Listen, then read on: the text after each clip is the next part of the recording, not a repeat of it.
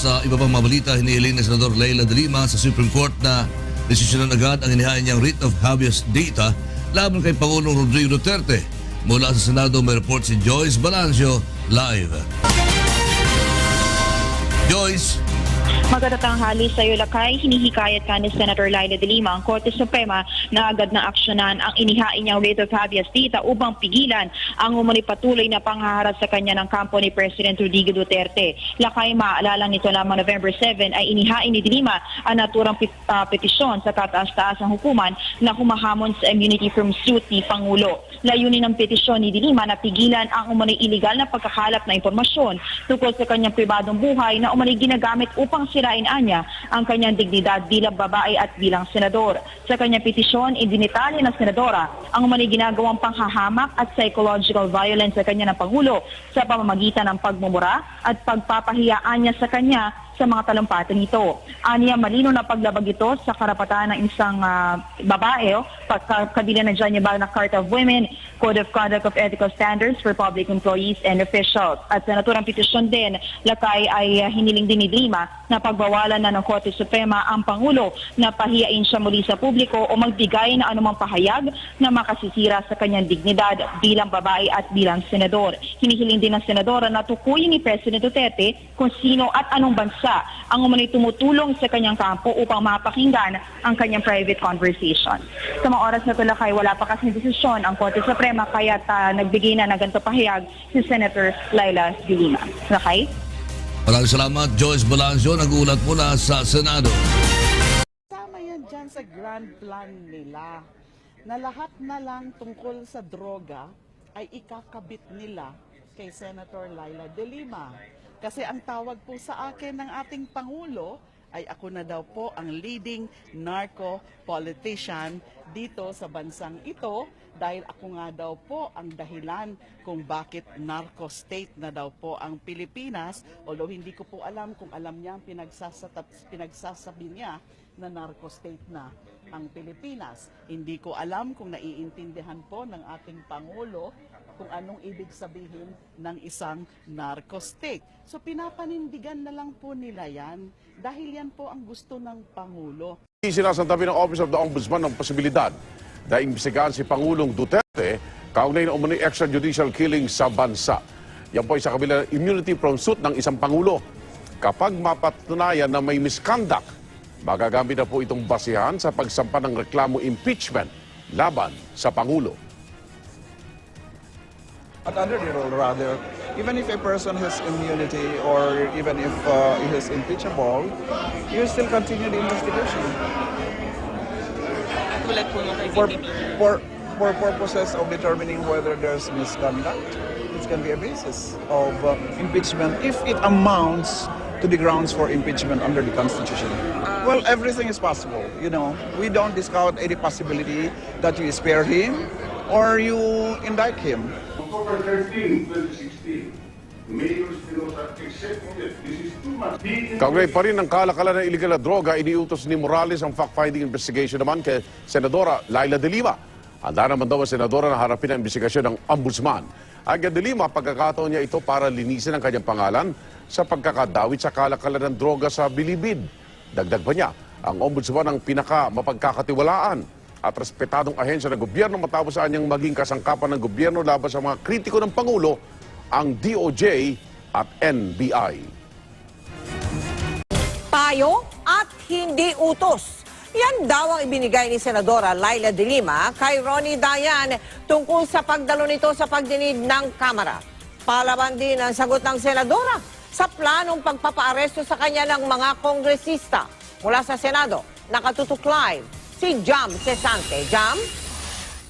Yes, Melanie Giga, si Senador Leila de Lima na tama ang binigay niyang payo kay Ronnie Dayan at hindi raw siya natitinag kahit na posible siyang ipaaresto ng Kamara. Subukan po nila.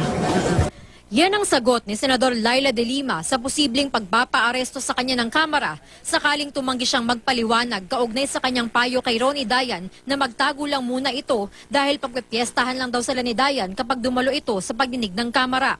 Paliwanag ni De Lima, hindi raw niya kinikilala ang pagdinig ng komite dahil layon lang daw nitong siraan siya. Hindi naman nila ako binibigyan ng justice. Wala namang makatarungan sa ginagawa nila sa akin. So why call it obstruction of justice? Mas maganda tawagin ang itawag natin dyan obstruction of persecution. I'm trying to obstruct the acts of persecution being done to me by this administration. Payo rin daw at hindi utos ang mensaheng pinadala niya kay Dayan sa pamamagitan ng anak nito na si Hannah May. Anong utos? I stand by my advice. It was an advice and I stand by it. Wala pa rin daw natatanggap si De Lima na show cause order ng Kamara na magpapapaliwanag sa kanyang ginawa. At kahit kailan, wala raw siyang balak humarap sa Kamara. Nanindigan din si De Lima na wala siyang kinalaman sa ilegal na droga. Halata nga raw sa magkakaibang detalye ng testimonya ni Dayan at ng drug lord na si Kerwin Espinosa na inimbento lang ang kanilang storya.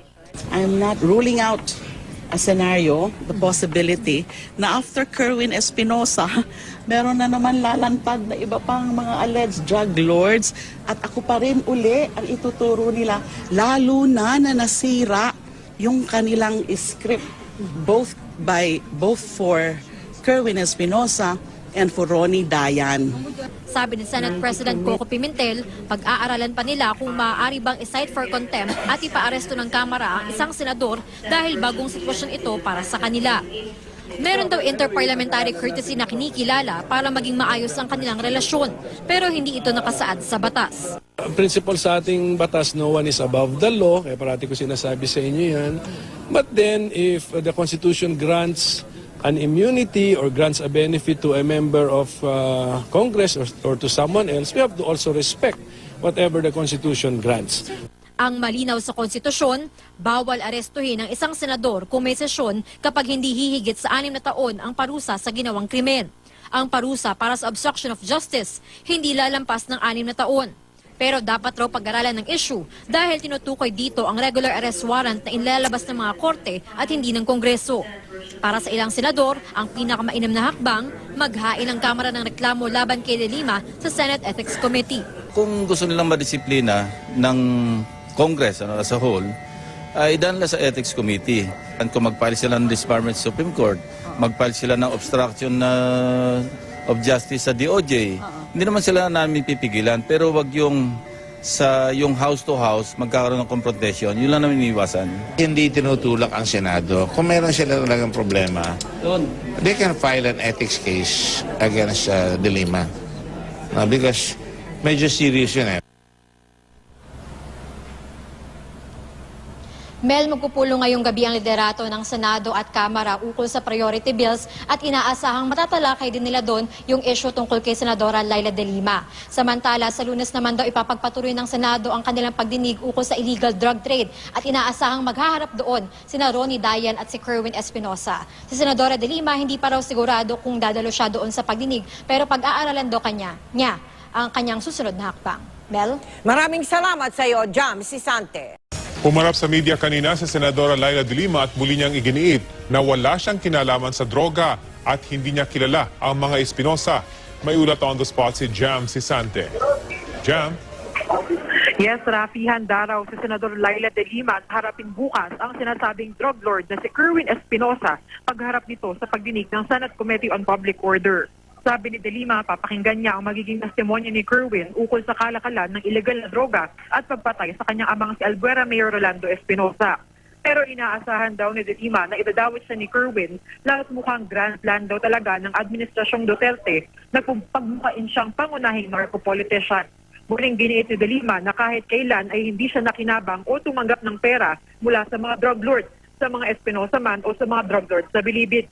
Hindi niya raw kilala ang sino ang mga miyembro ng pamilya Espinosa. Halata raw na nag-iimbento lang talaga ng kwento ang gobyerno laban sa kanya. Umaasa si De Lima na magiging profesional ang kanyang mga kasamahan sa Senado sa kanilang pagdating bukas sa pagdinig at huwag nang dagdagan ang kalbaryo niya. Agad muna ang diktat mula dito sa Senado, Rafi. Maraming salamat, Jam Sisante.